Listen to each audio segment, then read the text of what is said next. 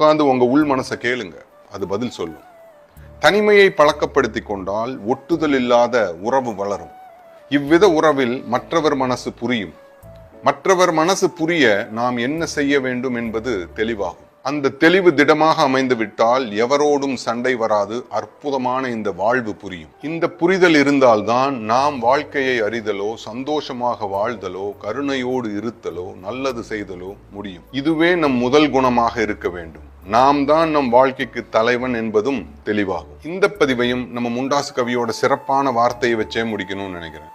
பேயாய் உழலும் சிறு மனமே பேனாய் என் சொல் இன்று முதல், நீயாய் ஒன்றும் நாடாதே நினது தலைவன் யானே கான். My name is Niyas Basheer.